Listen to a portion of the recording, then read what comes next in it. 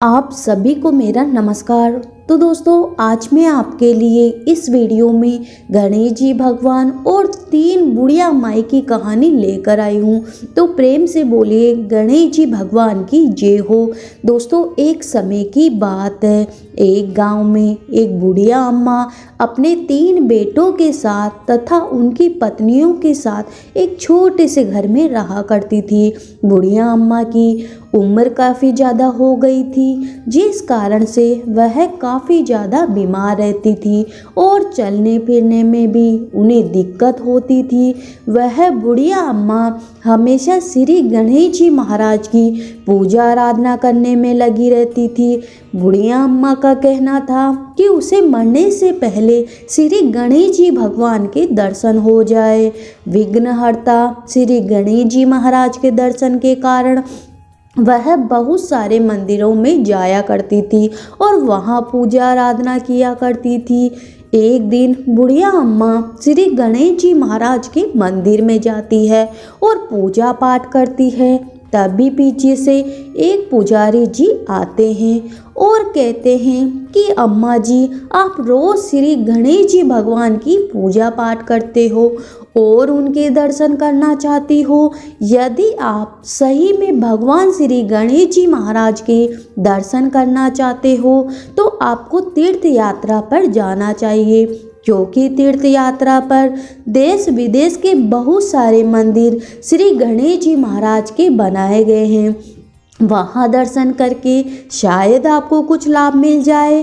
बुढ़िया अम्मा आती है, अपने बेटों से कहती है कि मुझे तीर्थ यात्रा पर जाना है।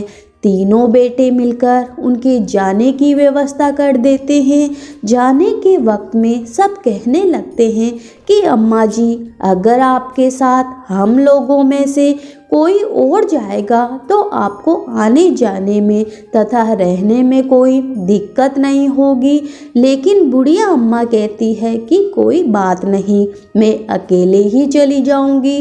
तभी फिर उसे छोड़ने के लिए बेटा जाता है और बुढ़िया अम्मा तीर्थ यात्रा पे निकल जाती है। आपको बताना है कि तीर्थ यात्रा पर गए हुए बुढ़िया माई को काफ़ी दिन हो गए। जब वह एक स्थान पर पहुँचे तो वहाँ बहुत बारिश हो रही थी।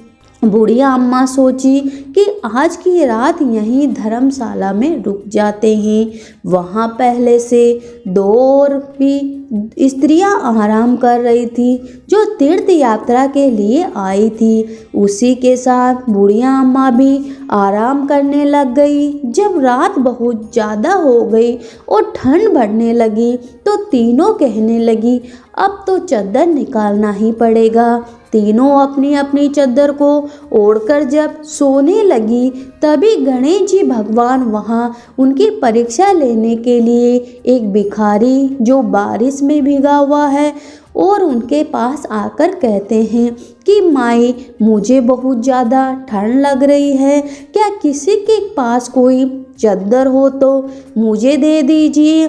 यह सुनकर दोनों स्त्री जो पहले से आई हुई थी वह सिराने करके मुंह करके सो गई ताकि उन्हें कुछ देना न पड़े। लेकिन बुढ़िया अम्मा उस भिखारी के पास जाती है और उसे अपना चादर दे देती है और कहती है कि भाई, तुम ये चादर रख लो, मैं स्वेटर पहनकर गुजारा कर लूँगी। फिर वह भिखारी उनके सामने गणेश जी महाराज के रूप में प्रकट हो जाते हैं। गणेश जी महाराज कहते हैं कि बुढ़िया माई, मैं तुम्हारी सच्ची भक्ति भावना से प्रसन्न हुआ, बोलो तुम्हें क्या चाहिए। तब बुढ़िया माई कहती है कि हे प्रभु, मेरे पास आपकी कृपा से सब कुछ है, बस मुझे आपके दर्शन करने थे। अब मेरा जीवन सफल हो गया, आप मुझे अपने चरणों में स्थान दे दीजिए। इस तरह गणेश जी महाराज बुढ़िया माई से प्रसन्न होकर उन्हें अपने साथ वैकुंठ धाम ले गए और इस प्रकार बुढ़िया माई को मोक्ष की प्राप्ति हुई और स्वर्ग में उसे स्थान मिला। तो दोस्तों, ये थी गणेश जी महाराज और बुढ़िया माई की अनोखी कहानी।